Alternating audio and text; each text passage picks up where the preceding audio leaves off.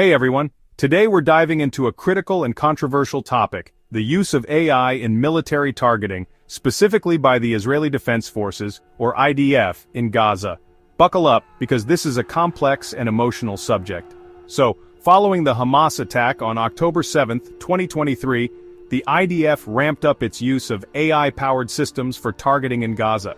These AI programs with names like the Gospel, Lavender, and Where's Daddy were designed to identify militant locations, suspected Hamas members, and track targets via phone data. Sounds high-tech, right?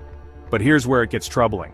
One of the most significant impacts of these AI systems has been the dramatic increase in civilian casualties. Reports indicate that civilian deaths, especially among women and children, have spiked.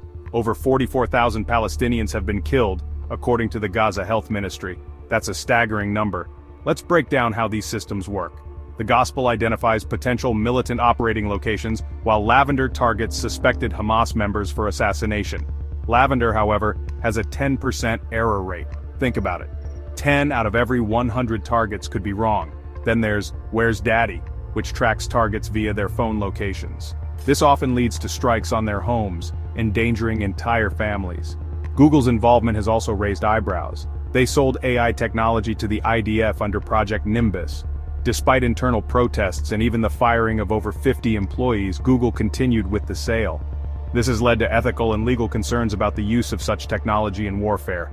AI has drastically sped up the targeting process. What used to take 20 intelligence officers 250 days now takes AI just 1 week. But this speed comes at a cost. Analysts reportedly spend as little as 20 seconds confirming targets, often only verifying gender. Precautionary measures like knocking on the roof or warning strikes have been suspended, resulting in higher civilian casualties. The ethical and legal implications are huge. There are concerns about compliance with international humanitarian law, especially when it comes to distinguishing between civilians and combatants. Automation bias, over-reliance on AI without sufficient scrutiny, is another issue. The use of surveillance data raises questions about privacy violations and potential war crimes. Historically, the 2021 Gaza conflict saw AI used too, but with measures to minimize civilian casualties. The 2023 conflict, however, saw significantly higher casualties due to different operational choices. And this isn't just an isolated issue. AI is also being used for targeting in Ukraine, raising similar concerns globally. There are increasing calls for international regulations and ethical guidelines for military AI use. The IDF claims that these AI tools assist analysts but don't autonomously select targets. However, the human cost of these decisions is undeniable. So what can we do? It's crucial to stay informed and engage in discussions about regulating AI in military contexts.